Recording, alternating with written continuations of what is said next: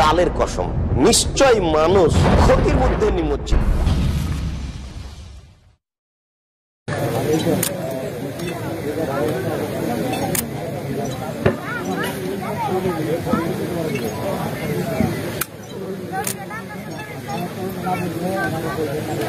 আসসালামু আলাইকুম ওয়া রাহমাতুল্লাহি ওয়া বারাকাতুহু।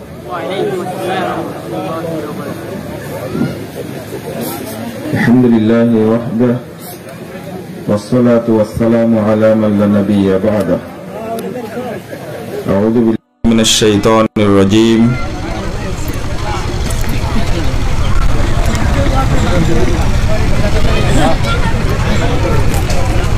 হুকমাল জাহিলিয়াতি ইয়াবগুন ওয়া মান আহসানু মিনাল্লাহি হুকমান লিকাওমিন ইউকিনুন।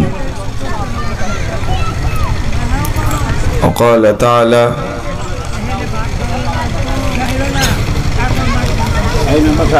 লাকাদ কানা লাকুম ফি রাসূলিল্লাহি উসওয়াতুন হাসানাহ।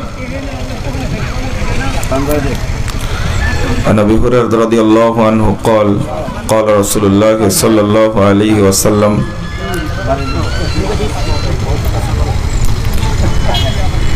كل أمتي يدخلون الجنة إلا من أبى قال من أبى قال من أطاعني دخل الجنة ومن عصاني فقد أبى رواه البخاري।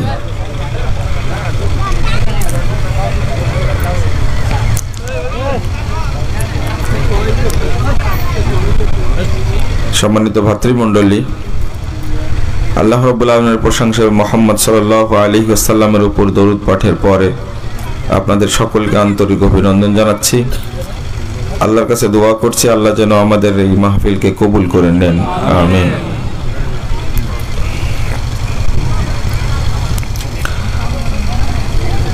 বিদআত মিশ্রিত আমলের পরিণাম।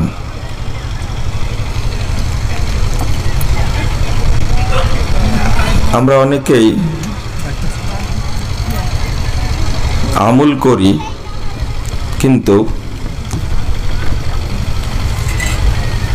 কখনো যাচাই করি না যে আমলটা বিশুদ্ধ কিনা। আপনি আমল অল্প করেন, কিন্তু সঠিকটা করার চেষ্টা করুন। আমার ভাষাটা আবার বোঝার চেষ্টা করুন। আমল করুন অল্প, কিন্তু সঠিকটা করার চেষ্টা করুন।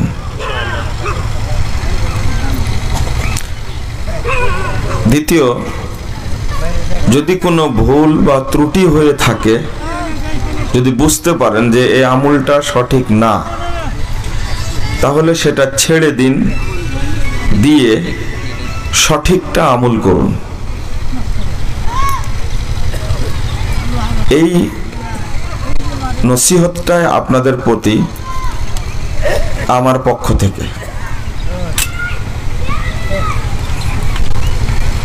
কারণ আল্লাহ রাব্বুল আলামিনের সাথে সাক্ষাতের জন্য আল্লাহ শর্ত করেছেন দুইটা জিনিস। একটা হলো আমলে সলেহ, আর দুই নম্বরটা হলো আমল করতে গিয়ে কেউ যেন আল্লাহর সাথে কাউকে শরীক না করে। আল্লাহ বলছেন, ফামান কানা ইয়ারজু লিকা রাব্বিহি ফালইআমাল আমালান সালিহা ওয়ালা ইউশরিক বিইবাদাতি রাব্বিহি আহাদা। ফামান কানা ইয়ারজু, যে ব্যক্তি চায়, আশা পোষণ করে, প্রত্যাশা করে, লিকা রাব্বিহি, তার রবের সাক্ষাৎ, ফালইআমাল আমালান সালিহা, সেজন্য আমলে সলেহ করে।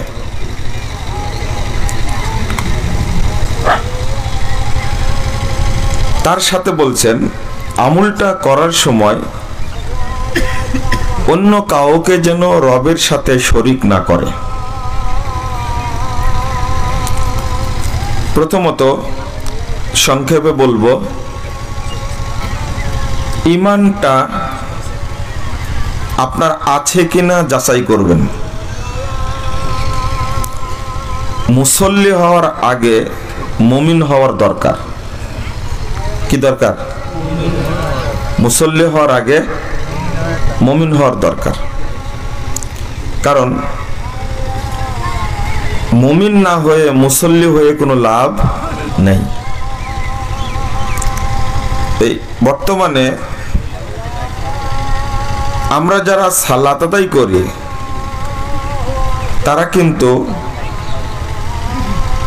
প্রায়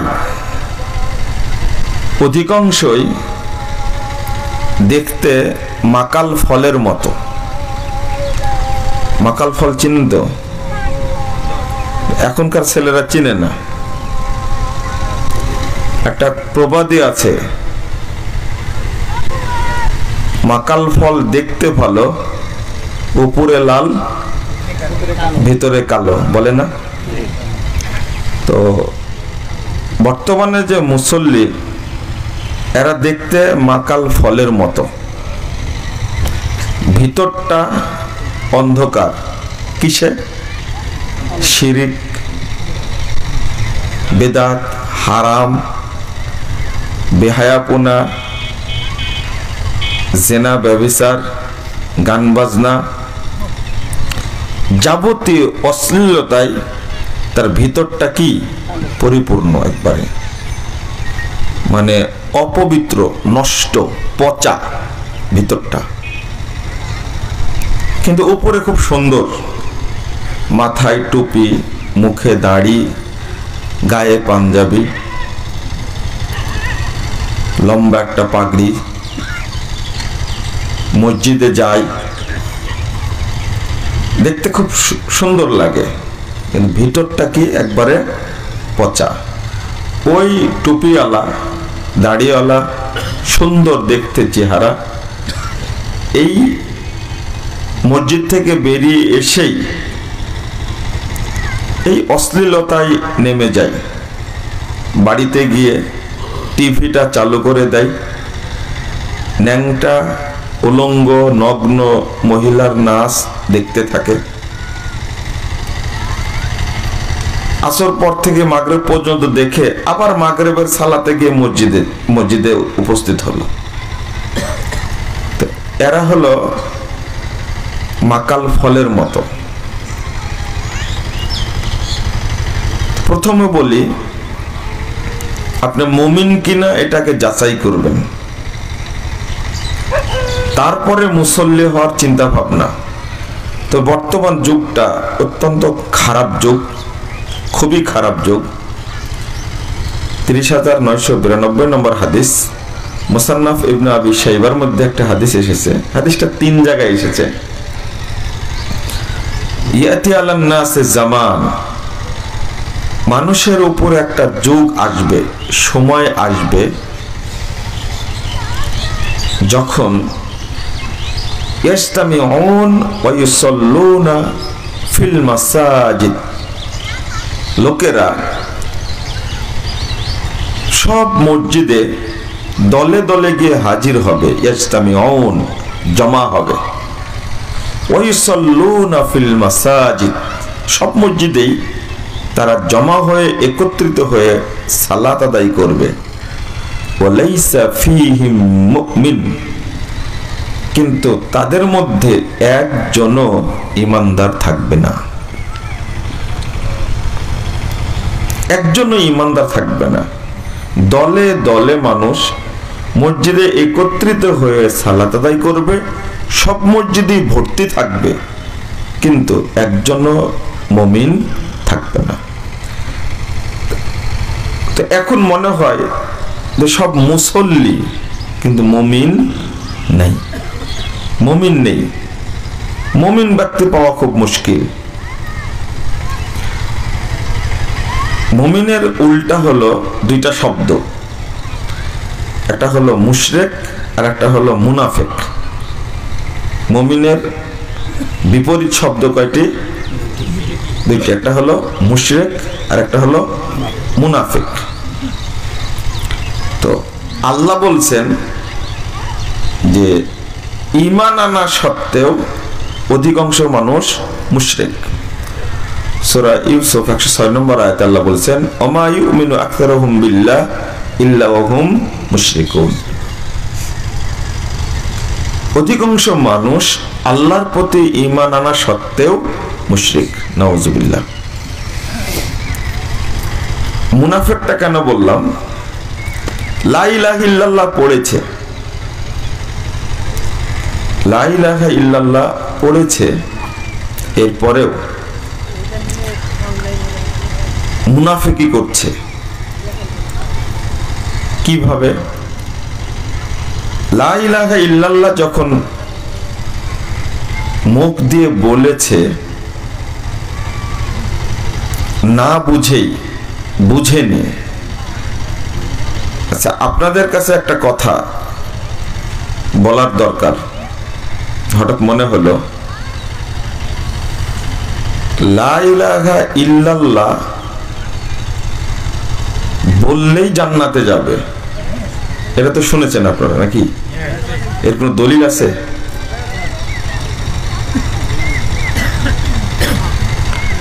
মান ক্বালা লা ইলাহা ইল্লাল্লাহ দাখালাল জান্নাহ, এই মর্মে কোনো ইবারত বা দলিল কারো কাছে পেয়েছেন আপনারা? খালি শুনেছেন, তাই না? তো আজকে একটা জিনিস জানেন, 99 নম্বর হাদিস সহিহ মুসলিমে এসেছে।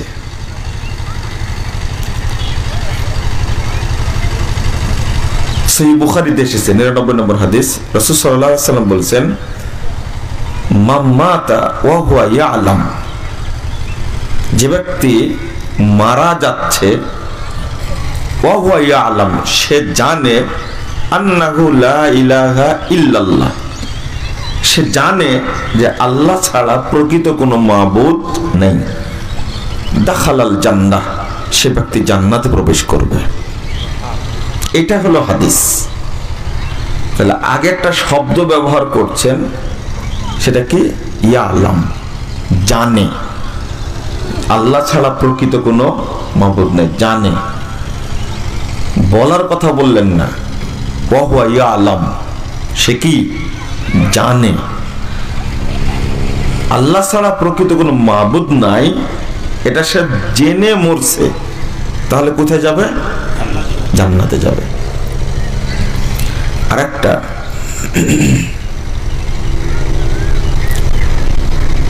সূরা মুহাম্মদ 19 নম্বর আয়াত আল্লাহ বলছেন ফাআলাম আন্নাহু লা ইলাহা ইল্লাল্লাহ, আপনি জেনে রাখুন, আগে জেনে নিন আল্লাহ ছাড়া প্রকৃত কোনো মাবুদ নাই। এটাও কি? জানা। আপনি লা ইলাহা ইল্লাল্লাহ বললেন, কিন্তু বুঝে বললেন কি না? আমি এইটা বোঝানোর জন্যই কথাগুলো বলছি।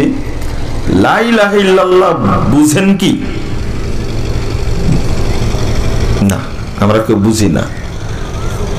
আল্লাহ বুঝতে বললেন, জানতে বললেন, আল্লাহ অবগত হতে বললেন। তুমি আগে অবগত হও, ফাআলাম আন্নাহু লা ইলাহা ইল্লাল্লাহ। আমরা তো অবগত না, আমরা মুখ দিয়ে বললাম লা ইলাহা ইল্লাল্লাহ। যেমন পবিত্র হয়ে জায়নামাজ নিয়ে ওযু করে কবর স্থানে বা কবরের উপরে সালাত আদায় করা যেমন, তেমনি মাজারে বসে লা ইলাহা ইল্লাল্লাহ জিকির করাও তেমনি একই রকম। আপনি আশ্চর্য হবেন, লা ইলাহা ইল্লাল্লাহ বলছে, কিন্তু কোন জায়গায় বসে? মাজারে বসে। লা হাওলা ওয়ালা কুওয়াতা ইল্লা বিল্লাহ। ড্রেনের মধ্যে নেমে গোসল করলে পবিত্র হওয়া যাবে? সাবান মেখে হওয়া যাবে না।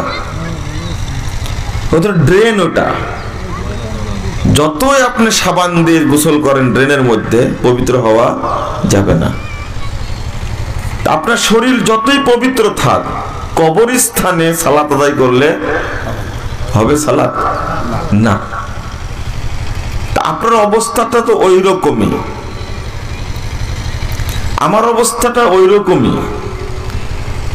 আমি সালাত পড়ছি কিন্তু খেয়াল করিনি এটা কি কবরস্থান। বাংলাদেশে অন্তত 50% মসজিদ আছে যে মসজিদটা কবর উপলক্ষে তৈরি হয়েছে। অন্তত 30% মসজিদ আছে বাংলাদেশে যে মসজিদেই কবর আছে। চারিদিকে মুসল্লিরা সালাত পড়ছে আর মাঝখানে কি কবর। ও জানেই না এটা কি মসজিদ না গোরস্থান। এটা গোরস্থান। শেখ আলবানী রাহিমাহুল্লাহ তিনি পর্যালোচনা করে, যেটা আমি জাল হাদিসের কবলে রাসূল সাল্লাল্লাহু আলাইহি ওয়াসাল্লাম সালাত বইটার মধ্যে আমি পর্যালোচনায় উল্লেখ করেছি, একটা যদি কবর দেয় কোন জায়গাতে, মসজিদের জায়গাতে হোক আর যে জায়গায় হোক, ওইটা তখন কবরস্থান হয়ে যায়। ওই জায়গায় সালাত চলবে না। যদি পুরাতন কবর হয় তো কবরটাকে মিশিয়ে দিতে হয় মাটির সাথে, বুঝে যেন না যায়, তখন সালাত হবে। না হলে কবরটা স্থানান্তর করতে হবে, তবে সালাত হবে। মাসালার দিকে যায় না, আগে জিনিসটা বুঝে নি। আমি লা ইলাহা ইল্লাল্লাহ বলে জিকির করছি, কিন্তু সেইটা হলো শিরকের তীর্থস্থান।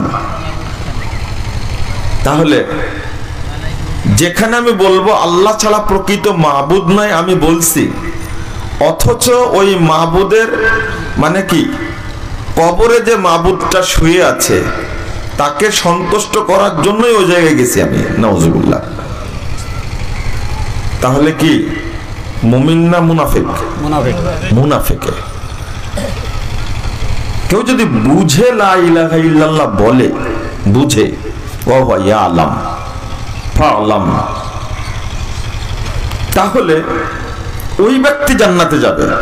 আর যে বুঝবে, লা ইলাহা ইল্লাল্লাহর অর্থ বুঝেছিল আবু জাহালরা। কারা? আবু জাহালরা বুঝেছিল, আরবি ভাষী তো বুঝে ওরা। যখনই বলল লা ইলাহা ইল্লাল্লাহ দাওয়াত, তখন তার একটা কথা বলেছিল, সূরা সুয়াদ 5 নম্বর আয়াত পড়ে দেখবেন, আজাল আল আলিহাতা ইলাহা ওয়াহিদা। ছি ছি, এই মুহাম্মদ সব এলাকে বাদ দিয়ে এক এলা করলো। আজাল আল আলিহাতা ইলাহা ওয়াহিদা, সব এলাকে এক করে দিল। ইন্না হাযা লাশাইউন উজাব। আল্লাহ তুলে ধরেছেন তাদের বক্তব্যটা, যেটা একটা আশ্চর্য অদ্ভুত ব্যাপার। তাহলে লা ইলাহা ইল্লাল্লাহ তারা বুঝেছিল। এটা মুসনাদ আহমদের হাদিস। রাসূলুল্লাহ সাল্লাল্লাহু আলাইহি ওয়াসাল্লাম উকাজ মেলাই 18336 নম্বর হাদিস, যখন ওকাজ মেলাই গিয়ে বললেন, কুলু ইয়া আইয়ুহান নাস কুলু লা ইলাহা ইল্লাল্লাহ তুফলিহু। হে মানব মণ্ডলী, তোমরা লা ইলাহা ইল্লাল্লাহ বলো, তাহলে কি তোমরা সাফল্য অর্জন করবে, সফল কাম হবে। এই কথা যখন বললেন রাসূল সাল্লাল্লাহু আলাইহি সাল্লাম, বলা মাত্রই পিছন থেকে এসে আবু জাহাল ইউহসি আলাইহি তুরাব, আবু জাহাল হাতে করে মাটি নিয়ে এসে একবারে আল্লাহ রাসূলের মুখ বরাবর মেরে দিলেন। শয়তানটা রাসূল সাল্লাল্লাহু আলাইহি সাল্লামের মুখ বরাবর মাটি মেরে দিল। কারণ ওরা বুঝেছিল এই বাক্য বললে কেউ যদি উচ্চারণ করে বাক্যটা, তাহলে এ আর কোনোদিন আমাদের মাবুদগুলোকে পূজা করবে না। তাহলে এই বাক্যটি বলার কারণে যদি তাদের অবস্থাটা এই হয়। আরেকটা হলো লা ইলাহা ইল্লাল্লাহ, এইটা বোঝানোর জন্য মুহাম্মদ সাল্লাল্লাহু আলাইহি সাল্লাম সময় নিয়েছিলেন মক্কায় কত বছর? 13 বছর। সালাত ফরজ হয়েছে একবারে হিজরতের পূর্ব মুহূর্তে। তাহলে 13টি বছর মুহাম্মদ সাল্লাল্লাহু আলাইহি ওয়াসাল্লাম শুধু বোঝানোর চেষ্টা করেছেন কি লা ইলাহা ইল্লাল্লাহ। তাহলে সালাতের বিধানও নাজিল হয়নি, সিয়ামের বিধানও নাজিল হয়নি, জিহাদের বিধানও নাজিল হয়নি, হজ্জের বিধানও নাজিল হয়নি, যাকাতের বিধানও নাজিল হয়নি। তাহলে ইসলামের মূল স্তম্ভ কয়টি? 5টি। একটু বুঝেন, 5টি। 5টির মধ্যে শুধু এই 13টি বছর যাবত একটার উপরে রাসূল সাল্লাল্লাহু আলাইহি ওয়াসাল্লাম ছিলেন, সেটা কি? লা ইলাহা ইল্লাল্লাহ, মানে শাহাদাতে আল্লাহ ইলাহা ইল্লাল্লাহ ওয়া আন্না মুহাম্মাদার রাসূলুল্লাহ। শুধু এই বাক্যটি বোঝানোর জন্য সময় নিয়েছেন কত বছর? 13 বছর। তারপরে সালাত নাজিল হয়েছে। এবার আপনি বলেন লা ইলাহা ইল্লাল্লাহ বুঝার জন্য আপনি কয় বছর সময় নিয়েছেন বা চেষ্টা করেছেন? বয়স তো কারো 70, কারো 50, কারো 30 হয়েছে। কয়দিন সময় নিয়েছেন আপনি বলেন তো? কয় বছর? তাহলে বছর বাদ, 1 বছরের সময় নেন না। বছরের পর মাস, কয় মাস সময় দিয়েছেন? 1 মাস দিয়েছেন, তাই না? 1 মাসও দেন না। কয় সপ্তাহ দিয়েছেন এটা বলেন না। 1 সপ্তাহ না। এবার যদি বলি কয় দিন সময় দিয়েছেন? 1 দিনও না। যদি বলি কয় ঘন্টা সময় দিয়েছেন? 1 ঘন্টাও না। সময় দেননি। আমি তো বুঝাতেই পারছি না আপনাদেরকে, বক্তব্য দেব কি?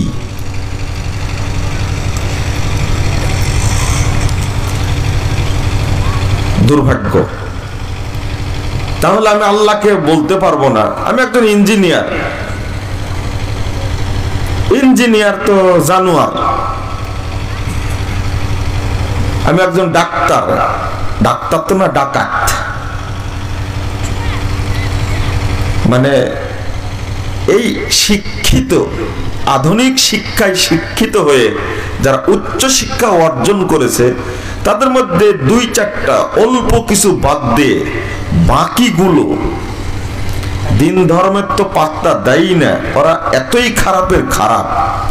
জানোয়ার কেন বললাম? যত মানে মারিং কাটিং, দুর্নীতি, খারাপ নষ্টামির সাথে এরা জড়িত। 2-1জন আছে, ভালো কিছু মানুষ আছে। এই যে রাস্তাটা করেছেন, ঠিকাদারি করেছেন, ইঞ্জিনিয়ার ভাউচারে স্বাক্ষর না করলে আপনার অনুমোদন হবে না, এটা জানেন আপনি? তাহলে এটা ও ঘুষ নিয়ে তারপরে স্বাক্ষর করেছে, বিল পাস হয়েছে। না হলে কিন্তু বিল পাস হবে না। তে মানুষ না জানোয়ার? তো ইঞ্জিনিয়ার না বলে জানোয়ার বলাই ভালো। এই জানোয়ার গুলো যদি ভালো হয়ে যায়, তা রাস্তাঘাট গুলো কিন্তু করার পরে অন্তত 10 বছর টিকবে ইনশাল্লাহ, আশা করা যায়। 1.5 মাসে ভেঙে যায় না? মানে কন্ট্রাক্টর কিছু খায়, জানোয়ার কিছু খায়, আর মানুষের জন্য থাকে উচ্ছিষ্ট। তা আমি যেটা বলছি যে এদের না বাদই দিলাম, মানে যে যত বড় শিক্ষিত বাংলাদেশে, যে যত বড় আমলা, সে তত বড় চোর, তত বড় কি দুর্নীতিবাজ, তাই না? এই ঘৃণিত, নষ্ট, পচা, দুর্গন্ধযুক্ত এদেরকে যদি বাদও দেই, যারা আল্লাহকে, রাসূলকে, ইসলামকে ভালোবাসে তাদের কথাই যদি বলি, আচ্ছা তারাও কি লা ইলাহা ইল্লাল্লাহ বুঝার জন্য সময় দিয়েছে? না, দেয়নি। আপনারা বাদ, আমরা যারা আপনাদের কাছে আসি দুইটা কথা বলার জন্য, বক্তব্য দেওয়ার জন্য, আমরাও কি কোনোদিন লা ইলাহা ইল্লাল্লাহ বুঝার জন্য চেষ্টা করেছি? না, আমরাও চেষ্টা করিনি। তাহলে মুহাম্মদ সাল্লাল্লাহু আলাইহি ওয়াসাল্লাম পৃথিবীর শ্রেষ্ঠ মানুষ, তার উপরে ওহী নাজিল হচ্ছিল, জিবরিল আমিনকে দেখেছেন। সাহাবা কেরাম সরাসরি জিবরিল আমিনকে দেখেছেন, অনেকেই মুজিজা দেখেছেন। মুজিজা দেখেননি? পানি নাই, অল্প একটু পানির মধ্যে হাত দিয়েছেন রাসূল সাল্লাল্লাহু আলাইহি ওয়াসাল্লাম, আঙ্গুলের চারিদিক থেকে একবার ঝর্ণার মতো পানি বেরিয়ে গোটা কুয়া ভর্তি হয়ে গেছে। এটা কি মুজিজা? আপনারা দেখেছেন? সাহাবীরা দেখেছেন স্পষ্ট। তারপরে চাঁদ দ্বিখণ্ডিত হয়ে গেছে, দেখেন না এটা সাহাবীরা? আচ্ছা, তো এই যুগে কালেমার তাওহীদের লা ইলাহা ইল্লাল্লাহ বোঝার প্রশিক্ষণ চলেছে কত বছর? 13 বছর। ওই যুগে এত মুজিজা দেখার পরেও তারা সময় নিয়েছেন কত বছর? 13 বছর। আপনার এই যুগে নবী নাই, সাহাবী নাই, তাবেঈ নাই, তাবে নাই, বড় বড় মুহাদ্দিস নাই। এই যুগটা হলো জাহেলিয়াতের যুগ, নব্য জাহেলিয়াতের, ইবলিসের যুগ এটা। তো এই যুগে কি আপনি কালেমার প্রশিক্ষণটা নেবেন না? নিবেন না, ওই চেতনাটাই নাই। আচ্ছা, সালাত ফরজ হওয়ার আগে যারা মারা গেছে ওরা জান্নাতে যাবে না? যাবে না? তাহলে আপনার এত চিন্তা কেন? হ্যাঁ,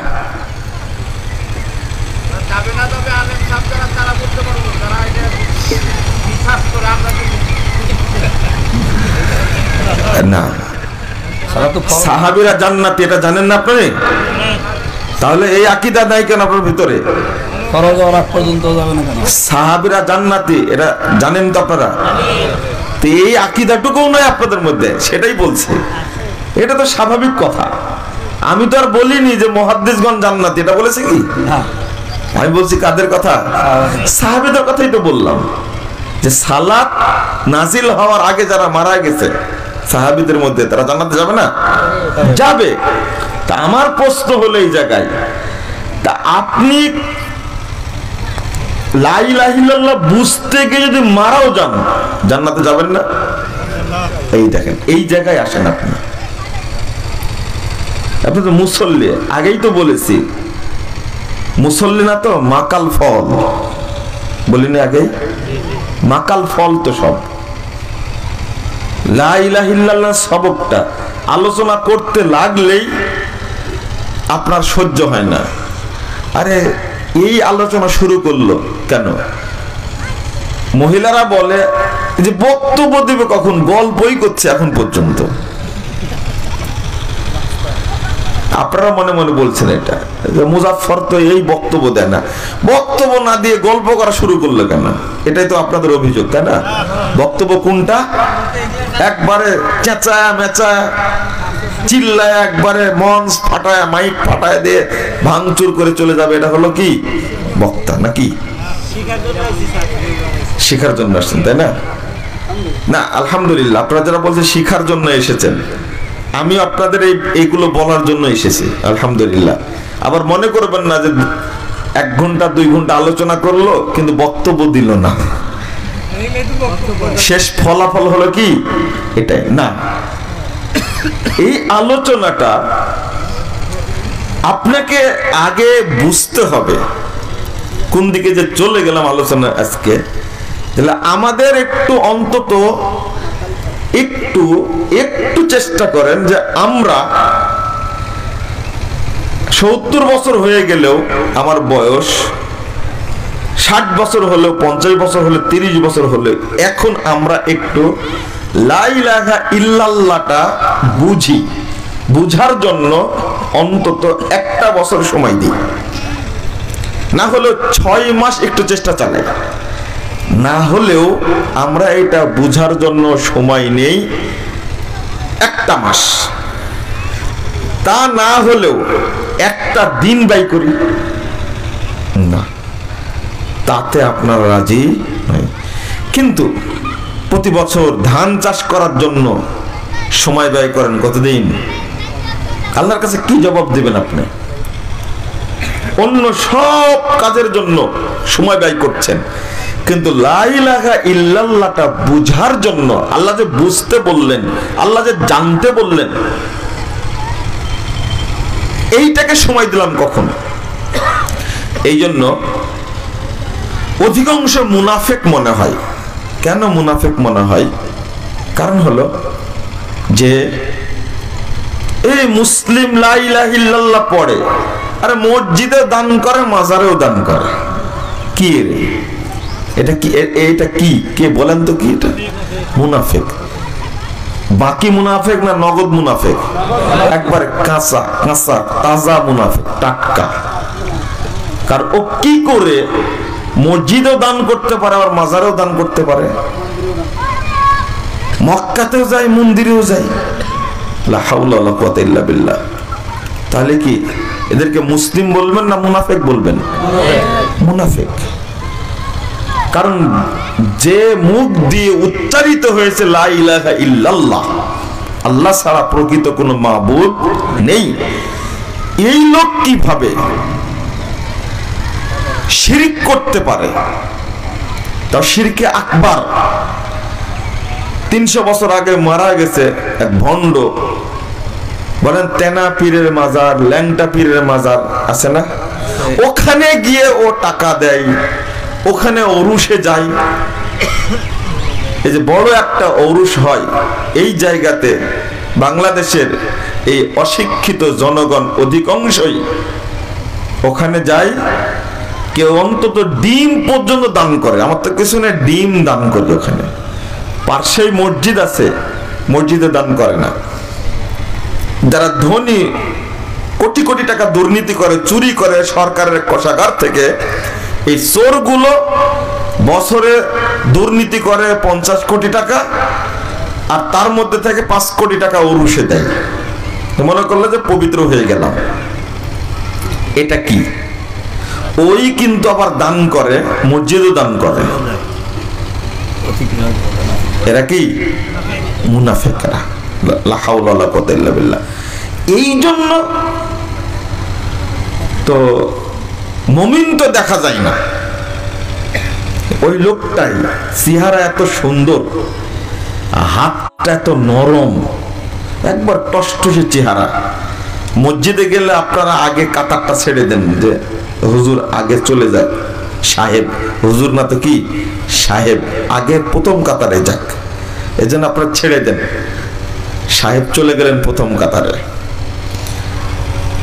কিন্তু ভিতরটা কি একবারে নষ্ট নষ্ট। দেহটা উপরে দেখতে কি মাকাল ফলের মতো নষ্ট, সুন্দর মুসল্লি কিন্তু।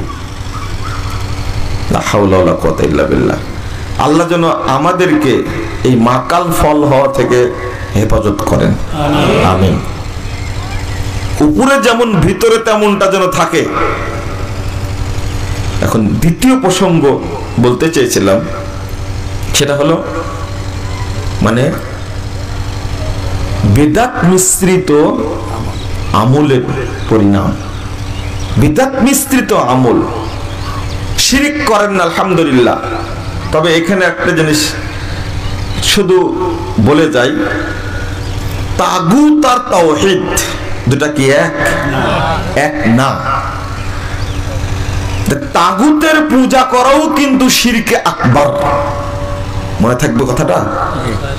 অতএব আপনার অন্তরে যেন তাওহীদ থাকে, তাগুত যেন না থাকে। আগুন আর পানিকে এক জায়গায় আটকানো যায় না, না আটকানো যায় না। অনুরূপ ভাবে শিরিক আর তাওহীদকে এক জায়গায় রাখা যায় না। তাওহীদ আর তাগুত দুইটাকে এক জায়গায় থাকে না। আপনার অন্তরে যদি তাগুত থাকে তাহলে আপনি বুঝবেন সেখানে তাওহীদ নেই। আপনার অন্তরে যদি তাওহীদ থাকে তাহলে সেখানে কি নাই? তাগুত নাই। এইটা মনে রাখা যাবে তো? বলেন তো, উচ্চারণ করেন। তাগুত, এটা বুঝেন তো? তাগুত আর কি? তাওহীদ। তাহলে তাওহীদ থাকলে তাগুত থাকবে না, তাগুত থাকলে তাওহীদ থাকবে না। এই জন্য ফ্রেশ করে নেবেন অন্তরটাকে, নিজের ইমানটাকে ফ্রেশ করে নেবেন। প্রথম নক করবেন যে আমি মুমিন কিনা। দ্বিতীয় দেখবেন যে ইমান থাকলেও ইমানটা নির্ভেজাল কিনা, পরিষ্কার কিনা, পরিচ্ছন্ন কিনা, নিয়াতের স্বচ্ছতা। নিয়াতের মধ্যে ভাগ আছে। একটা, আপনার নিয়াতটা কি নাকেস, অর্থাৎ কি অপূর্ণ, কামেল, নিয়াতটা কি পূর্ণ? এটা কি বুঝলেন আপনারা? যা অত ভারী কথা বলার দরকার নাই, শুধু এতটুকু মনে রাখেন ঈমান আছে, এটা যাচাই করবেন। দুই, ঈমানটা পরিষ্কার কিনা, পরিচ্ছন্ন কিনা, স্বচ্ছ কিনা, শিরিক মুক্ত কিনা। যদি শিরিক মুক্ত থাকে তো ঈমান বাড়তে থাকবে ইনশাআল্লাহ, ঈমান বাড়তে থাকবে। দুই নম্বর, ঈমানকে মজবুত করার একটা মাধ্যম হলো সৎ আমল। কি সৎ আমল? সৎ আমল যেগুলো, যে হাদিসটা বলতে গিয়ে ফিরে এসেছি, দেখেন অল্প যদি করেন আর যদি সেটা কবুল হয় তাহলে জান্নাত পাবেন ইনশাআল্লাহ। আজ থেকে ইচ্ছা করেন যে আমলগুলো আমি করি সেটা আমি যাচাই করে করব। বলুন তো ইনশাআল্লাহ। যে আমলে করি যাচাই করে করব। একজন সাহাবী মারা গেলেন যুদ্ধের মাঠে। 2808 নম্বর হাদিস সহিহ বুখারীর মধ্যে এসেছে। উহুদের যুদ্ধের দিনে, মানে মুশরিক ছিলেন, তিনি রাসূলের কথা শুনে ইসলাম গ্রহণ করলেন, যুদ্ধে অংশগ্রহণ করলেন। আল্লাহ রাসূলকে বলছেন, আল্লাহ রাসূল সাল্লাল্লাহু আলাইহি ওয়াসাল্লাম বলছেন, ইন্নী ওয়াজাদতু রায়হাতাল জান্নাহ মিন ওয়ারাই উহুদ। আমি উহুদ পাহাড়ের পাশ থেকে জান্নাতের সুগন্ধি পাচ্ছি, জান্নাতের সুগন্ধি পাচ্ছি। এটা বলার পরে ওই ব্যক্তি খেজুর খাচ্ছিলেন, হাতে কিছু খেজুর ছিল। রাসূল জিজ্ঞেস করলেন, আমি যদি এখন ইসলাম গ্রহণ করি তাহলে কি জান্নাতে যাব? বলা মাত্রই আল্লাহ রাসূল বললেন, হ্যাঁ তুমি জান্নাতে যাবা। তা হাতের খেজুরগুলো ফেলে দিলেন এবং মুখে যেটা চিবাচ্ছিলেন সেটাও বের করে ফেলে দিলেন। যুদ্ধে অংশগ্রহণ করলেন, শহীদ হয়ে গেলেন। রাসূল সাল্লাল্লাহু আলাইহি ওয়াসাল্লাম বলছেন, আমিলা কলিলা ওয়া উজিরা কাসীরা। আমল করেছে অল্প একটু, কিন্তু নেকি পেয়েছে অনেক বেশি। মানে তাৎক্ষণিক দাওয়াত কবুল করে, তাৎক্ষণিক যুদ্ধে অংশগ্রহণ করে, তাৎক্ষণিক শহীদ হয়ে গেছেন, নেকি অনেক বেশি পেয়ে গেছেন। তাহলে আমল অল্প করে যে নেকি বেশি পাওয়া যায়, দলিলটা পেলেন কি আপনারা? হ্যাঁ, এইটা হাদিসটা কিসের? সহিহ বুখারীর। আমল অল্প করবেন, কিন্তু আমলটা যেন কি হয়? সহিহ হয়, বিশুদ্ধ হয়। আপনি মাগরিবের সালাতের পরে 20 রাকাত সালাত পড়ছেন কেন, বা 6 রাকাত পড়ছেন কেন? আপনাকে কে শিক্ষা দিল এটা? আপনি যখন জানতে পারলেন হাদিস জাল, তখন কি আপনি মানবেন? না, মানার দরকার নাই। এবার আপনি ওই 20 রাকাতের চেয়ে 6 রাকাতের চেয়ে এমনিতেই 2 রাকাত পড়েন ওযু করে। এটা সহিহ মুসলিমের হাদিস। রাসূল সাল্লাল্লাহু আলাইহি ওয়াসাল্লাম বলছেন, 223 নম্বর হাদিস, সহিহ মুসলিমের প্রথম খণ্ডের 122 পৃষ্ঠার মধ্যে এসেছে, মান তাওয়াদ্দাওয়া ওয়া আহসানাল উজুয়া, যে ব্যক্তি সুন্দর করে ওযু করলো, ওয়ায়াকুমু ইসাল্লি রাকাতাইন, এবং দাঁড়িয়ে 2 রাকাত সালাত আদায় করলো, এমনিতেই নফল সালাত, আপনি সুন্দর করে ওযু করে 2 রাকাত সালাত পড়লেন। হাদিস সহিহ মুসলিমের। শর্ত হলো মুকবিলুন আলাইহিমা বিওয়াজহিহি ওয়া কলবি। এই 2 রাকাত সালাত পড়ার সময় একবারে আল্লাহমুখী হয়ে আল্লাহকে সন্তুষ্ট করার জন্য এবং আল্লাহর সন্তুষ্টি অর্জনের জন্য একাগ্রতার সাথে যে 2 রাকাত সালাত পড়ে, ইল্লা দাখালাল জান্নাহ, সে ব্যক্তি জান্নাতে প্রবেশ করবে। ওয়াজাবাত লাহুল জান্নাহ, ওয়াজাবাত লাহুল জান্নাহ, তার জন্য জান্নাত ওয়াজিব হয়ে যাবে। তাহলে আপনি এবার বুঝেন যে আপনি ওই 20 রাকাতের চেয়ে আপনি কয় রাকাত পড়বেন? 2 রাকাত। রাতে দিনে যে কোনো টাইমে, শুধু নিষিদ্ধ ওয়াক্ত ছাড়া, যেহেতু নফল সালাত, নিষিদ্ধ ওয়াক্ত ছাড়া আপনি আল্লাহকে সন্তুষ্ট করার জন্য, আল্লাহকে রাজি খুশি করার জন্য সুন্দর করে ওযু করে মনোযোগ সহ, ভাষাটা মনে থাকবে কি, মনোযোগ সহ আপনি পড়বেন 2 রাকাত সালাত। তাহলে রাসূল সাল্লাল্লাহু আলাইহি ওয়াসাল্লাম বলছেন কি, ওয়াজাবাত লাহুল জান্নাহ, তার জন্য জান্নাত ওয়াজিব হয়ে যাবে। আল্লাহু আকবার। তাহলে 60, 70, 65 বছর যাবত আপনি মাগরিবের পরে যে 6 রাকাত সালাতুল আওয়াবিন পড়ে আসছেন, অথচ জানেন না হাদিসটা বাতিল, জয়ীফ, মুনকার, জয়ীফ না, মুনকার, অস্বীকৃত, অগ্রহণযোগ্য। 20 রাকাত একটা জাল। কেউ 6 রাকাতের হাদিসটাকেও জাল বলেছেন। তো এইটা বাদ দিয়ে এতদিন পড়ে আসছেন আপনি, তাতে কি লাভটা হয়েছে? আপনার লাভ হলো না।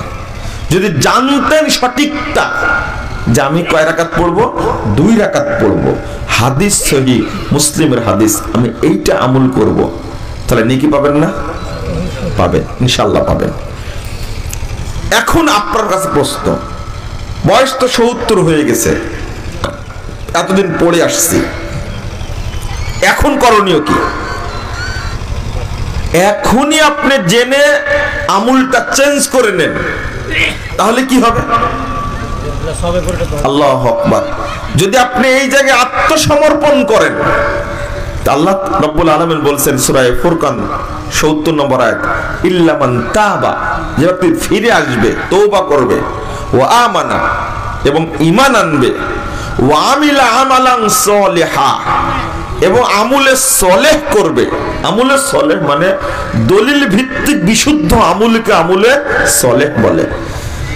উলাইকা ইউবাদদিলুল্লাহু সাইয়্যাতিহিম হাসানাত। আল্লাহ বলছেন, আল্লাহ ওই সমস্ত ব্যক্তির সমস্ত পাপকে নেকিতে পরিবর্তন করে দেবেন। তাহলে এখানে আপনার আফসোস করার দরকার নেই, যেটা ভুল হয়ে গেছে গেছে, কিন্তু এখন শুদ্ধ করার কারণে আমি আল্লাহর বিধানের কাছে আত্মসমর্পণ করলাম। বিগত জীবনে যেগুলো ভুল হয়েছে, আল্লাহ এগুলোতে কি করবেন? নেকিতে পরিণত করে দেবেন। এইটা লস হলো না লাভ হলো? লাভ হলো। কিন্তু অধিকাংশ মুরব্বী এই জায়গায় খুব গোলামি করে। কি করে? গোলামি করে বিভিন্ন। এই জায়গায় মুরব্বীরা খুব মর্যাদাবান ব্যক্তি, বয়স্ক লোকরা আল্লাহর কাছে খুব মর্যাদাবান ব্যক্তি, কিন্তু এতই কট্টরের কট্টর, এতই গোড়ার গোড়া, এতই শক্ত, এ আবু তালেবের চেয়েও শক্ত। লা হাওলা ওয়ালা কুওয়াতা ইল্লা বিল্লাহ। আবু তালেব বললাম কেন? এরা আবু তালেব তো রাসূল সাল্লাল্লাহু আলাইহি সাল্লামকে জায়গা করে দিয়েছিলেন, ভালোবাসতেন না? কিন্তু এই মুরব্বীরা যারা সংস্কার চাই সমাজে, তাদেরকে এরা দেখতেই পারে না, বরং বলে কি বাদ দাও, এটা চলবে না, ওকে প্রোগ্রামে দাওয়াত দেওয়ার দরকার নাই, খুতবা দেওয়ার দরকার নাই। এতই কঠোর। না, কঠোর হয়ে তো আপনি আপনার ক্ষতি করলেন। ক্ষতি করবেন কেন আপনি? বরং আপনি চেঞ্জ করে নেন। যদি সালাতের মধ্যে ঢুকেন, আপনি শুধু একটা আপনাকে উদাহরণ দিই সালাত সম্পর্কে, আমি বক্তব্য শেষ করে দেব ইনশাল্লাহ এখনই। তো সালাতের মধ্যে আপনি যদি ঢুকেন, শ্রেষ্ঠ ইবাদত কোনটা? কোনটা? সালাত। শ্রেষ্ঠ ইবাদত কি? সালাত। আলহামদুলিল্লাহ। এই সালাতটাই কি আমরা রাসূলুল্লাহ সাল্লাল্লাহু আলাইহি ওয়াসাল্লামের তরিকায় পড়ি? না, অনেকেই পড়ি না এবং বুঝি না। রাসূল সাল্লাল্লাহু আলাইহি ওয়াসাল্লামের তরিকায় এটা পড়তে হবে এটা বুঝি না। আমরা আদায় করি যে তরিকায়, এটা রাসূল সাল্লাল্লাহু আলাইহি ওয়াসাল্লামের তরিকা না। অধিকাংশ মানুষই রাসূলের তরিকা ফলো করে না। এটা আজকের কথা না। আপনি সাহাবীদের যুগে যান। আনাস রাদিয়াল্লাহু আনহু কত বছরের খাদেম ছিলেন আল্লাহ রাসূলের? 10 বছরের। সহিহ বুখারীর হাদিস 529 নম্বর হাদিস।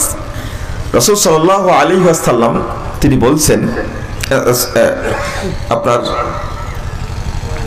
ইবনু শিহাব জুহরি তাবেঈ, তিনি বলছেন যে আমি আনাস রাদিয়াল্লাহু আনহুর কাছে গেলাম।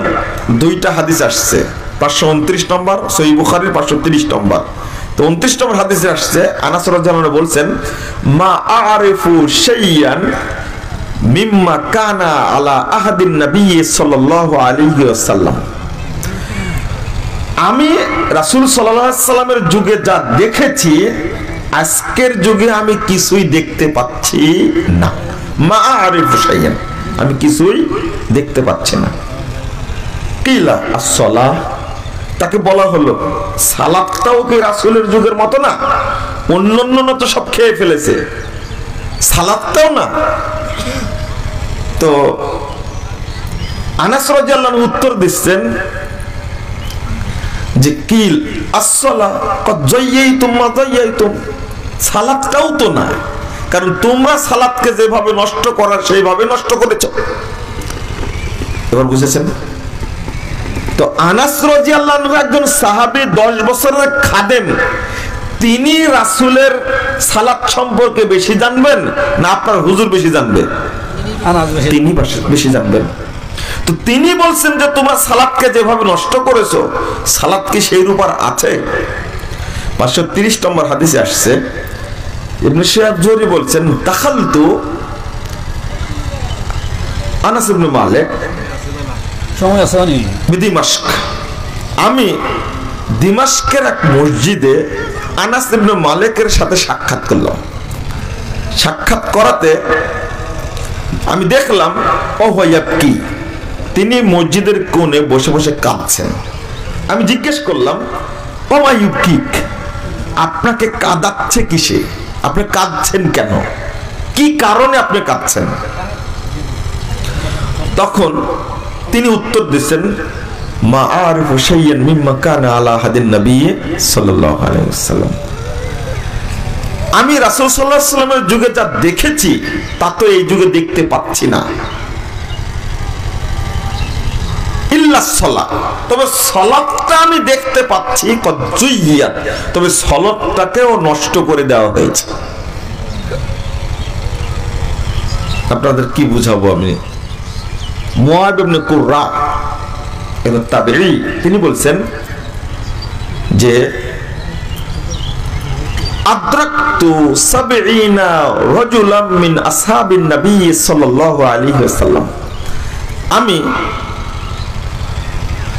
আমি সাহাবীদের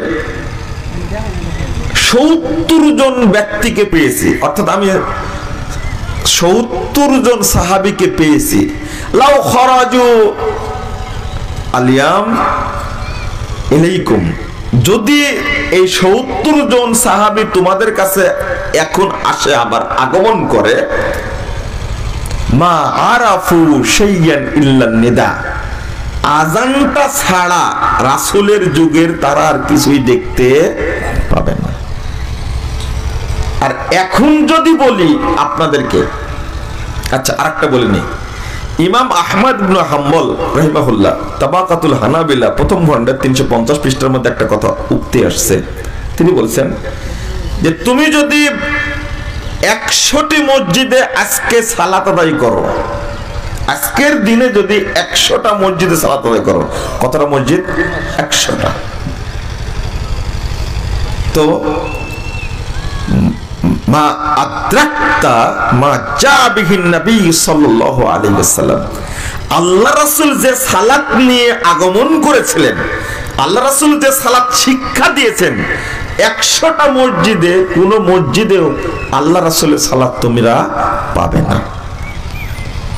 এখন আপনি বলবেন ইমাম আহমদ বিন হাম্বল কেমনে জানলো, তাই না? আপনি বেশি জানেন? আপনার ইমাম বেশি জানে? ইমাম আহমদ বিন হাম্বলের কথা কেন বলছি? ইমাম আহমদ বিন হাম্বল রাহিমাহুল্লাহ 10 লক্ষ হাদিসের হাফেজ। আপনার মতো না। তার কথাটা কোট করছি কেন? আনাস রাদিয়াল্লাহু আনহুর কথা বললাম কেন? আনাস রাদিয়াল্লাহু আনহু খাদেম ছিলেন কয় বছরের? 10 বছরের। ইমাম আহমদ বিন হাম্বল হাদিসের হাফেজ ছিলেন কত? 10 লক্ষ। তারটা সঠিক হবে না, তারটা সঠিক হবে? একটু চিন্তা করে দেখুন। ইমাম আহমদ বিন হাম্বল রাহিমাহুল্লাহ মারা গেছেন 241 হিজরিতে। কত হিজরি? 241 হিজরি মারা গেছেন। তিনি বলছেন 241 হিজরির আগের কথা। তিনি বলছেন যে তোমরা যদি 100টা মসজিদে সালাত পড়ো, তো রাসূল সাল্লাল্লাহু আলাইহি ওয়াসাল্লাম যে সালাত পড়েছেন এই সালাত তোমরা দেখতে পাবা না। তাহলে 241 হিজরির পরে আজকে কত হিজরি চলছে? 1442। এখন আমাদের সমাজে রাসূল সাল্লাল্লাহু আলাইহি ওয়াসাল্লামের সালাত পাওয়া যাবে না, না পাওয়া যাবে না। আমুলে সলেহ যেগুলো আছে তার মধ্যে 1 নম্বরে যদি ধরেন সালাতটাই যদি নষ্ট হয়, তাহলে আমার আপনার পরিণতি কি হবে? উপায় কি হবে? ঈমান নাই সেটা তো আগেই বললাম, তাই না?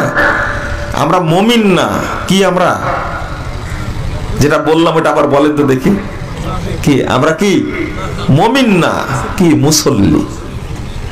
মুসল্লি বলছি, কিন্তু যে সালাতটা আদায় করছি এটাও কি রাসূল সাল্লাল্লাহু আলাইহি ওয়াসাল্লামের তরিকা আদায় করছি? তা আমরা মুসল্লিও না। আমরা কি দাবিটা যেটা করছি, আমরা কি মুসল্লিও না।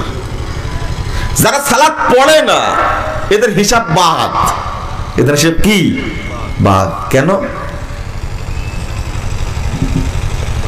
আপনার সহিহ মুসলিমের হাদিস 1010 নম্বর হাদিস, রাসূল সাল্লাল্লাহু আলাইহি ওয়াসাল্লাম বলেছেন লা ইয়াসালু কওমুন ইয়াতাআখারুনা আনিস সাফফিল আউয়াল, এক শ্রেণীর মানুষ সব সময় সালাতের প্রথম কাতার থেকে পিছনে থাকবে। প্রথম কাতারে সালাত পড়বে না, সব সময় পিছন কাতারে, সব সময় পিছন কাতারে। রাসূল সাল্লাল্লাহু আলাইহি ওয়াসাল্লাম বলেছেন হাত্তা ইউআখিরাহুমুল্লাহু ফিন-নার, অবশেষে আল্লাহ তাদেরকে জাহান্নামে দিবেন।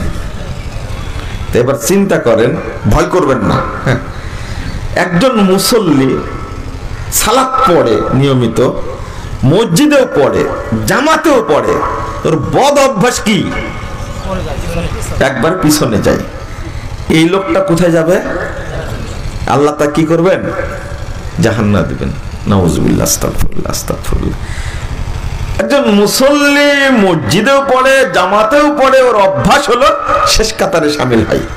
যদি জাহান্নামে যায়, তাহলে যারা মুসল্লি না তাদের নিয়ে হিসাব করে লাভ আছে না।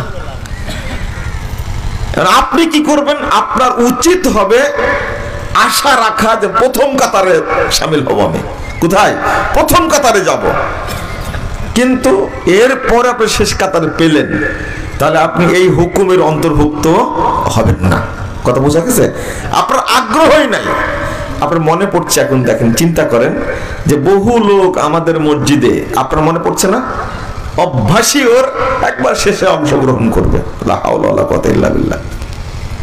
যদি তার অবস্থা এরকম হয়, যারা মুসল্লি না, সালাত পড়ে না, ওরা তো কাফের। ওরা কি কাফের? একবারে এখানে কোনো সন্দেহ নেই। যদিও মুসল্লিরা বেনামাজিরা তিন প্রকার, দুই প্রকারই কাফের, এক প্রকার ফাসেক। তবে এই ফাসেক মারা গেলে একবারে জাহান্নামের তলদেশে যাবে, নাউজুবিল্লাহ। আপনাদের প্রতি নসিহত যেটা, সেটা আমল যতটুকু করবেন ততটুকুই আপনি বেদাত মুক্ত করবেন, বলেন ইনশাআল্লাহ। ইনশাআল্লাহ। কারণ এখন আমলগুলো সব ভেজাল। আমি মুসাফার কথা বলি, একটা মুসাফা সাধারণ একটা আমল করতে গিয়ে শয়তান খুব কারসাজি করেছে এই জায়গায়। মানে এত শর্ট টাইমে মানুষের পাপ ক্ষমা হয় হাদিসে নাই, আমার জানা নাই, থাকতে পারে। সেটা কি? দুই ব্যক্তি যদি পাশাপাশি মুসাফা করে, ডান হাতে, আপনার ডান হাত আমার ডান হাত, 5212 নম্বর হাদিস আবু দাউদের মধ্যে এসেছে, যদি মুসাফা করে হাত দুইটা খুলতে খুলতে উভয়ের যত পাপ, সব পাপ ক্ষমা করে দেওয়া হবে। এটা সহিহ হাদিস। কিন্তু শয়তানের একটা কারসাজি হলো, শয়তান শিখায় দিল যে 4 হাত মার এখানে। কয় হাত? 4 হাত। দেন হাত দেন, এই যে আর হাত দেন, এই যে এই 4 হাত মারি দিল। এখন পাপ ক্ষমা হচ্ছে না, বাড়ছে? এখন বাড়ছে। আবার বুকে হাত, এবার চুমু খেলো। একটা সাধারণ আমল দেখেন, শয়তান বলছে যে মুসাফা করে এত নেকি পাবে। ও মুসাফা করে হাত দুইটা শেষ করতে করতে উভয়ের যত পাপ সব আল্লাহ ক্ষমা করে দেবে, এই হাদিস সহিহ। কিন্তু শয়তান বলল যে না, তো এই ফজিলত নিতে দেব না। এর যোগ করেছে একটা টাকা, এই যে এইভাবে দেবার একটা। এরপরে পড়ছে কি জানেন? নাহমাদুল্লাহ ওয়া নাস্তাগফিরুহু ইয়াগফিরুল্লাহ ওয়া লানা, এটা বলতে ভুলেই গেছি। মুখে চুমু দেওয়ার পরে বলছে দোয়া করবেন, বলছে ফি আমানিল্লাহ, মারি দিল একটা। একটা ছোট্ট আমল আপনি বুঝেননি, মানে এই ছোট্ট একটা আমলের ফলাফল, প্রতিদান হলো উভয়ের মাঝে যত পাপ সব ক্ষমা করে দেওয়া হবে। কিন্তু এইটা যেন বান্দা নিতে না পারে, ফজিলতটা যেন নিতে না পারে, এই জন্য এতগুলো কি তৈরি করেছে? বিদআত তৈরি করেছে, নাউজুবিল্লাহ। একজন লোক সালাত পড়লে জান্নাতে যাবে। দেখেন, শুধু একটা হাদিস শুনেন, যে যদি আসর এবং ফজর ওয়াক্ত কেউ যদি এই 2 ওয়াক্ত সালাত আউয়াল ওয়াক্তে পড়ে, রাসূল সাল্লাল্লাহু আলাইহি ওয়াসাল্লাম বলেছেন মানুষ সাল্লাল বারদাইন দাখালাল জান্নাহ, সে জান্নাতে প্রবেশ করবে। সহিহ বুখারী 554 নম্বর হাদিস। তো এবার কি করলো যে না, এই 2টা ওয়াক্তই দেরি করে পড়, তো জান্নাতে যাওয়া শিখাইতে আমাদের। এটা কি? লা হাওলা ওয়ালা কুওয়াতা ইল্লা বিল্লাহ। ফজর পড়ে সূর্য ওঠার একটু আগ দিয়ে আবার এতই এই পাগড়িওয়ালারা এতই দুষ্টুর দুষ্ট, যেহেতু ফর্সা হয়ে যায় বাতি অফ করে দেয়। এটা আল্লাহ বুঝে না? মসজিদে কি বাল্ব অফ করে দেয়, দিয়ে সালাত শুরু করে, তখন অন্ধকার হয়ে যায়। কি দরকার কৌশল করার? আসর পরে সূর্য ডুবার একটু আগে, তাই না? মানে এই ফজিলত, আসর আর ফজরের যে ফজিলত, আল্লাহু আকবার। সালাতের 5 ওয়াক্ত সালাতের মধ্যে শ্রেষ্ঠ সালাত হলো কি? আসর। তারপর হলো ফজর। এই 2 ওয়াক্ত সালাতকেই মেরে ফেলে দেওয়া হয়েছে। এবং হাদিসে ইঙ্গিত দিয়েছেন রাসূল, ইউমিতুনাস সালাহ, অর্থাৎ সালাতকে মেরে ফেলে দেওয়া হবে। তো আপনাদের কি বলবো, যেখানেই ভালো ফজিলত, ইবলিস ওখানেই কি করছে? মানে খুব মেকানিজম করেছে এই জায়গাতে। হ্যাঁ, ও অনেকগুলো ফাঁদ পেতেছে। এই আমুল করতে গিয়ে যেন অল্পের থেকে যেন আমুল নষ্ট না হয়ে যায়। 10 মণ দুধের মধ্যে 1 ফোঁটা কি গরুর পেশাব, অত ভালো ভাষা বললেন না, গরুর মুত। এবার বুঝেছেন? এবার বুঝেছেন? অত ভালো করে বললে মানুষ বুঝবে না। গরুর পেশাব বলেন, কি গরুর পেশাব যদি পড়ে ওই দুধের দাম নেই, সব শেষ। তা আমুলের মধ্যে যদি কি ঢুকে যায়, বেদাত ঢুকে যায়, তাহলে ওই আমলের কোনো দাম নাই। এটা হলো বেদাত মিশ্রিত আমলের ফলাফল। একদিকে অবজ্ঞা করা, রাসূল সাল্লাল্লাহু আলাইহি ওয়াসাল্লাম যতটুকু বলেছেন ততটুকু করলেন না, নিজের মতো করলেন, তাহলে অবজ্ঞা করা হলো না? যতটুকু করতে বলেছেন ততটুকু করলেন, অবজ্ঞা করা হলো। এটাই সূরা কাহাফের 103, 4, 5, 6 আয়াত খুলে দেখবেন। যারা সুন্নাহকে অবজ্ঞা করবে, ঠাট্টা করবে, আল্লাহ তাদের জন্য কি করবেন? নাউযুবিল্লাহ, তাদের প্রতিদান যালিকা জাযাউহুম জাহান্নামু বিমা কাফারু ওয়াত্তাখাযু আয়াতি ওয়া রুসুলি হুজুয়া। যারা আমার বিধানকে, আমার আয়াতকে ঠাট্টা করেছে, অবজ্ঞা করেছে, তাদের প্রতিদান হলো কি? জাহান্নাম। আল্লাহ আমাদেরকে যেন সৎ আমলগুলো করার তৌফিক দান করেন, বেদাত থেকে মুক্ত করে দেন, আমিন ইয়া রাব্বাল আলামিন। প্রশ্ন আছে অনেক, না গুরুত্বপূর্ণ প্রশ্ন থাকলে উত্তর আপনি দেওয়া যাবে না, ব্যক্তিগত প্রশ্ন আছে এখানে দুইটা। জাযাকুমুল্লাহ খাইরান। আমি একটু প্রশ্নের উত্তর দিচ্ছি। পরে আসছে, ওরা একটু কালেকশন করবে, ওরা যদি নিয়ে যাচ্ছে ওর নিজে দেয় না, এত আদায় করে গেছে, গলার মধ্যে হাত দিয়ে তো মানুষের টাকা নেওয়া যায় না, পকেটে না, গলার মধ্যে হাত দিয়ে টানিয়ে বের করে ওই টাকায় কিন্তু ইয়া হবে না, কি হবে না? বরকত হবে না। হ্যাঁ, আপনার মসজিদের জন্য করছে তো, আসলে মানে এত অরুচি হয়ে গেছে প্রোগ্রামের ব্যাপারে, সত্য কথা, এত অরুচি, এই অরুচিটা আমি মেনেই নিতে পারছি না, আমাকে ক্ষমা করবেন আপনারা। সেদিন একটা প্রোগ্রাম আমাকে পুনে 1 ঘন্টা বসা রাখছে, মঞ্চের পুনে 1 ঘন্টা বসা রাখছে, অতিথির পর অতিথি। আপনাদের এত টাইম দিলাম, এরপরও আদায় হয়নি এখনো, বুঝেননি কথা? কিছু দিয়ে যাবেন আপনার, অনেক আদায় হয়েছে। একজন তো রড দিয়েছে, একজন সিমেন্ট দিয়েছে, আর কি জন্য নেবেন টাকা? মিস্ত্রি খরচ এমনি হয়ে যাবে ইনশাল্লাহ। তবে যারা আছেন মসজিদের জন্য দিয়ে যাবেন। ঘরটা কার? আল্লাহ। ঘরটা কার? কারণ ব্যক্তিগত ঘর না, সবচেয়ে পবিত্র এটা। অতএব আপনারা এই মসজিদ তৈরির জন্য নিজের পক্ষ থেকে কিছু দিয়ে যাবেন, যেন আপনার সম্পদে বরকত হয়। প্যান্ট বা পায়জামা কোমরের নিচে থাকলে, কিন্তু কোমরের লেখছেন যেখানে, কিন্তু জামা দিয়ে ঢাকা থাকলে সালাত হবে কি? নিয়ম আপনার এই যেটা পরে আছেন পাঞ্জাবি না, আপনি সতর ঢাকার জন্য যেটা পরেছেন এইটা নাভি ঢেকে পড়তে হবে। কথা বলতে গেছেন, পরেছেন আপনি সতর ঢাকা বলে, উপরেরটাকে সতর না, সতর ঢাকার জন্য সীমা হলো নাভি থেকে কি হাঁটু পর্যন্ত, হাঁটুর নিচ পর্যন্ত, এটা হলো সতর, এতটুকু ঢেকে রাখতে হবে। অর্থাৎ বুঝলেন তো? সেজদাতে দিলেই পিছন দিয়ে আপনার পাছা দেখা যায়, এটা খেয়াল করেননি কখনো? আপনি বোঝেননি হয়তো, বা আপনার স্ত্রীকে বলবেন, আমি যে প্যান্ট পরে সালাদটা পড়ছি, সেজদা দিলে দেখিয়ে তো পিছনে দেখা যায় কিনা। আপনিও তো বুঝেন না? এটা কি তাকওয়ার পোশাক? বুঝেননি মানে, এটা কি তাকওয়ার পোশাক? এটা বেহায়া পোশাক, এটা একটা। তো আপনি সেটা চিন্তা করে প্রশ্ন না করে খেয়াল করবেন ওইটা।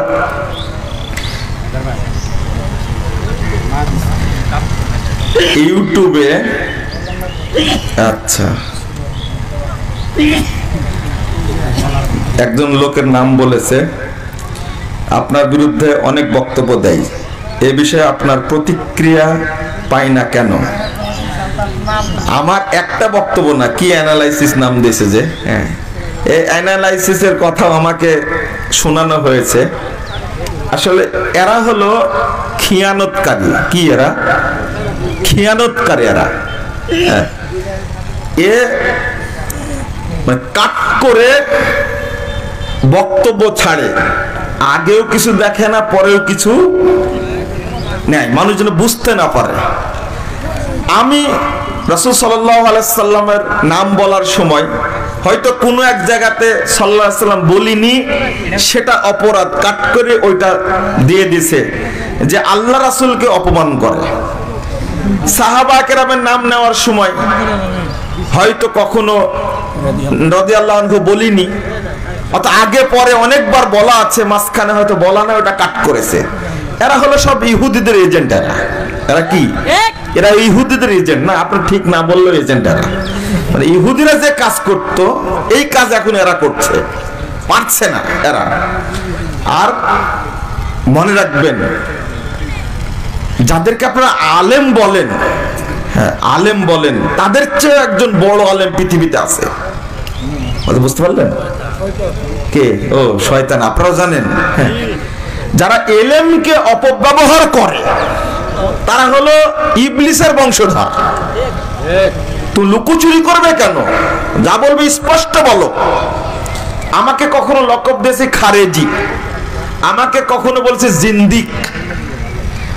তা আমি এটাতে আনন্দ বোধ করি। আনন্দ বোধ করি কেন জানেন?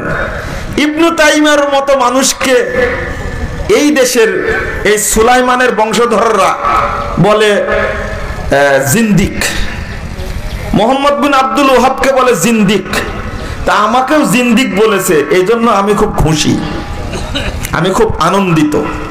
এই শ্রেণী আগেও ছিল, এখনো আছে, ভবিষ্যতেও থাকবে। তো ওদের পিছনে দৌড়াতে গেলে আমার দাওয়াতি কাজ হবে? ওদের জবাব দেওয়ার কি দরকার? এরপরে জবাব কিছু কিছু মাঝে মাঝে দেই। তো আমি তো বিষয়ভিত্তিক আলোচনা করি, কাউকে খোঁচা দিতে যাই না। একান্ত যেখানে বলা খুব জরুরি সেখানে বলি। চাইলে তো ওকেও বলতে পারি, এই যে আজকে পট করে বলে নিলেন, ওকে বলে দিলাম। এরা হলো মানে না পড়াশোনা জানে, না এদের গবেষণা আছে। এরা হলো টুকাই। টুকাই বুঝেন তো? এরা হলো টুকাই। এই নিজের ইউটিউব চ্যানেলকে দিয়ে ব্যবসা করার জন্য এটা হলো ব্যবসায়ী এক শ্রেণীর, মানে কি বলবো, ইবলিসের এজেন্ট এইগুলো। স্পষ্ট কথা। তুমি কিতাবপত্র পড়ো, ছোট্ট করে কাট করে নিয়ে সমালোচনা করবে। এক সময় বলল মুজাফফর মুহাম্মদ সাল্লাল্লাহু আলাইহি সাল্লামকে বেয়াদব বলেছে। হ্যাঁ, এটা তো প্রমাণ করতে পারলে না বেটা। আমার বক্তব্যের আগে 3-4 সেকেন্ড, ওই বক্তব্যের আগে কয়েকবার আছে ভাষাটা কি পিড়াপিড়ি, কয়েকবার। তো ওইটা কাট করোনি কেন? তোমাদের উদ্দেশ্যই খারাপ, তোমাদের উদ্দেশ্যটাই খারাপ। আল্লাহ তোমাদের হেদায়েত দান করুক, আর হেদায়েত কপালে লেখা না থাকলে ধ্বংস করুক।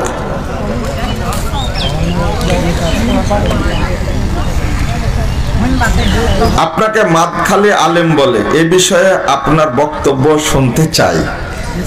মাদখালি আলেম, মাদখালি একজন বড় আলেম। হ্যাঁ, রবি বিন হাদি আল মাদখালি সৌদি আরবের হাফিজাহুল্লাহ তাআলা একজন বড় আলেম। তাকে কট্টর বলে অভিযুক্ত করে। তো সৌদি আরবের আলেমরা তাকে কখনো কট্টর অভিযোগ দেয় না।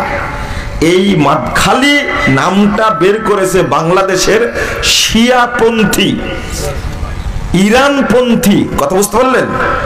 ইরানপন্থী, শিয়াপন্থী যারা সৌদি আরবের আলেমদেরকে, সৌদি আরবকে দেখতে পারে না, ওদের মূল বন্ধু হলো ইরানেরা।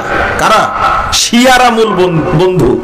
তারা আহলে হাদিসদেরকে, আলেমদেরকে মাদখালি বলে চিত্রিত করছে। এখন আমরা মাদখালি পন্থী না, আমরা রাসূলুল্লাহ সাল্লাল্লাহু আলাইহি ওয়াসাল্লাম এবং সাহাবা কেরামের অনুসারী। আলহামদুলিল্লাহ। মাদখালি রবি বিন হাদি আল মাদখালি হাফিজাহুল্লাহ তাআলা, তিনিও সালাফি মানহাজের অনুসারী, মানহাজুস সালাফের অনুসারী। দাড়ি রাখার পরে দাড়ি কি ফেলে দেওয়া যাবে? ফেলে দেওয়া বলছেন কেন? চেঁচে ফেলা যাবে তাই লিখবেন। দাড়ি কাটা, ছাঁটা, এক মুষ্টি রাখা সবগুলো ফাসেকি, দাড়ি ছেড়ে দিবেন, ঠিক আছে? 2 রাকাত নামাজের সূরা ফাতিহার সাথে একই সূরা পড়া যাবে কি? যাবে, একই সূরা পড়া যাবে 2 রাকাত সালাতে। এশার নামাজ পড়লাম, সুন্নাত এবং বেতেরের নামাজ পড়ে ঘুমিয়ে গেলাম, ঘুম থেকে উঠে তাহাজ্জুদ বা নফল নামাজ পড়া যাবে কিনা? হ্যাঁ, অবশ্যই যাবে, পড়তে পারবেন। তাহাজ্জুদ পড়তে পারবেন, নফল সালাতও পড়তে পারবেন, কোনো সমস্যা নাই। আমি মুমিন আছি কিনা সেটা যাচাই করব কিভাবে? এই দায়িত্ব আপনাকেই তো দিলাম। আলোচনা হয়েছে, আপনি বুঝবেন যে আপনার মধ্যে ঈমান আছে কিনা, নিজেই বুঝতে পারেন। আগে শুনেন বক্তব্যগুলো।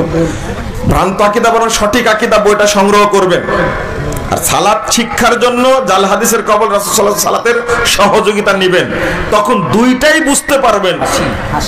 একদিকে পড়বেন, বুঝবেন না, দুইটাই বুঝলে তখন বুঝবেন আপনি সঠিক কি ব্যাঠিক। আসেন আমাদের 3,000 টাকা দিয়েছে, গোপনে থাক, গোপনে থাক। আল্লাহ যেন তাকে 3 কোটি টাকা বরকত দান করে। 3,000 টাকা দিয়েছে। তাগুতের পরিচয় জানতে চাই, একটা বক্তব্য আছে আমার, আপনারা শুনে নেবেন। তাগুত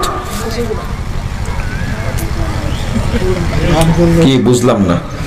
তাগুতের ব্যাখ্যা জানতে চাই। একই লেখছে, মুজার উপর মাসা করা একত্রে হবে না আগে হবে? মুজার উপর মাসা কি একত্রে হবে না আগে পরে পদ্ধতি? কি মানে বুঝলাম না প্রশ্ন। দুই পা একত্র করবে নাকি? না না না না, দুই পা একত্র করবেন কেন? আপনার সুবিধা মতো বড় করবেন। আগে ডান পা করবেন, তারপরে বাম পা করবেন। এই গ্রামের মহিলাদের জন্য 4টি নসিহত করুন। 4টি নসিহত কি করব? 1 নম্বর নসিহত, 5 ওয়াক্ত সালাত আউয়াল ওয়াক্তে পড়বেন। 2 নম্বর নসিহত হলো যে নিজে লজ্জাস্থানের হেফাজত করবেন। 3 নম্বর, স্বামীর কথা মেনে চলবেন। 4 নম্বরটা যেটা, বেহায়াপনার সাথে যুক্ত হবেন না। আল্লাহ আপনাদের তৌফিক দান করুন, আমিন। মাহফিলকে জান্নাতের বাগান বলা যাবে কি? জি, বলা যেতে পারে। তুলনা, বাগান না, বাগানের সাথে কি তুলনা করা যেতে পারে।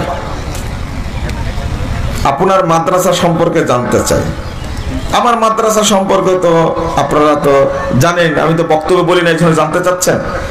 আমার মাদ্রাসা না, আপনাদের মাদ্রাসা, যে রাজশাহী দারুল হুদা ইসলামী কমপ্লেক্স, এটা আমরা পরিচালনা করি আপনাদের দায়িত্বশীল হিসাবে। এতটুকুই বললাম। প্রথমত দোয়া করবেন আল্লাহ যেন এটাকে কবুল করেন, এখান থেকে যেন আল্লাহ বড় বড় আলেম তৈরি করেন, আমিন ইয়া রাব্বাল আলামিন। আর এর কাজগুলো সম্পূর্ণ করার জন্য, সচল রাখার জন্য আপনারা দেশের বাহিরে যারা আছেন তারা সহযোগিতা করবেন, এটা চাই। এখানে আমরা খোলা রাখছি, এমন কিছু আলেম তৈরি করতে চাই যারা দেশের সর্ব সেক্টরে তাওহীদের আলো জ্বালাবে ইনশাআল্লাহ। এজন্য এই মানবিক শাখা, বিজ্ঞান শাখা উভয়টি খোলা রাখা আছে এবং দাওরা হাদিস পর্যন্ত চলমান আছে, আলহামদুলিল্লাহ। দোয়া করবেন আল্লাহ যেন কবুল করে, আমিন। মাইয়েতকে কবরে দেওয়ার সময় মিনহা খালাকনাকুম এই দোয়া পড়া যাবে কি?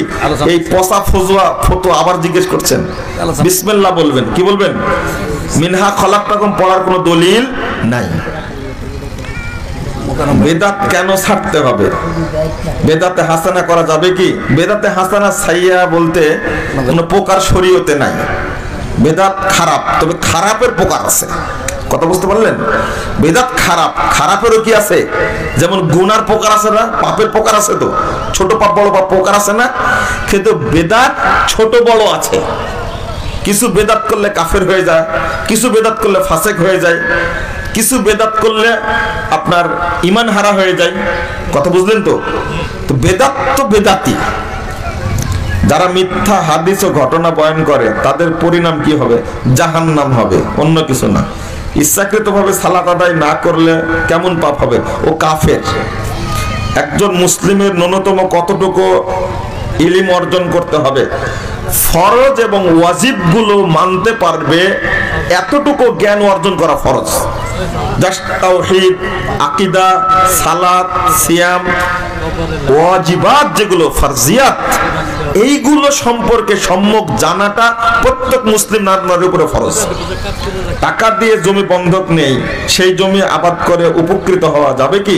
বন্ধক নেওয়াই হারাম, চলবে না। এটা মানে লিজ নিবেন, এটা জায়েজ। 5 বছর চুক্তি লিজ নিলেন, টাকা ফেরত না, জমি ফেরত পেয়ে গেলেন, এটা হলো লিজ। লিজ জায়েজ, বন্ধকটা হারাম। কেউ যদি ইচ্ছাকৃতভাবে 1 ওয়াক্ত সালাত ছেড়ে দেয় তাহলে তার শাস্তি কি? ইচ্ছাকৃত এক ওয়াক্ত সালাত যদি কেউ না পড়ে, অনেক আলেম বলেছেন সে কাফের, ওকে আবার কি করতে হবে? কালেমা শাহাদাত পড়ে ইসলাম গ্রহণ করতে হবে। খুব কঠিন জিনিস এটা একটা, অনেকেই বলেছেন। কথা বোঝা গেছে? অতএব ইচ্ছাকৃত সালাত ছাড়া যাবে না। জাযাকুমুল্লাহ খাইরান। গুরুত্বপূর্ণ একটা প্রশ্ন, না শেষ করি, একটা প্রশ্ন গুরুত্বপূর্ণ, যে না একবারে লাশ রাখবে কাট করে নাকি? ও এটাও জানেন না? প্রশ্ন করছি। কবরে লাশ রাখবেন একেবারে পশ্চিম দিকে মুখ করে, ডান কাতে, এই চিৎ করে শোয়াবেন না। হ্যাঁ, চিৎ করে শোয়ানোর কোনো দলিল জীবিত থাকা অবস্থাও নাই, মৃত্যুবরণ করার পরেও নাই। কথা বোঝা গেছে? চিৎ করে না, ডান কাতে সরাসরি কবর ওইভাবে কাটবেন, ডান কাতে মাইয়েতকে শোয়াবেন। এইভাবে রাসূল সাল্লাল্লাহু আলাইহি ওয়াসাল্লামকে, আবু বকরকে, ওমরকে,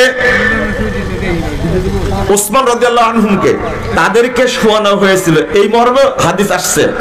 আপনি এই প্রস্তুতের আরকানুল ইসলাম পড়লেও আপনি পাবেন, জাল হাদিসের কবর রাসূল সাল্লাল্লাহু আলাইহি ওয়াসাল্লাম সালাত, এটা পড়লেও পাবেন। বিস্তারিত আলোচনা আছে এর মধ্যে, আপনারা একটু জেনে পড়ার চেষ্টা করুন। জাযাকুমুল্লাহ খাইরান। আমার সাথে দোয়াটা পড়ুন। সুবহানাকাল্লাহুম্মা ওয়া বিহামদিক আশহাদু আল্লা ইলাহা ইল্লা আনতা আস্তাগফিরুকা ওয়া আতুবু ইলাইকা। ওয়াসসালামু আলাইকুম ওয়া রাহমাতুল্লাহি ওয়া বারাকাতুহু।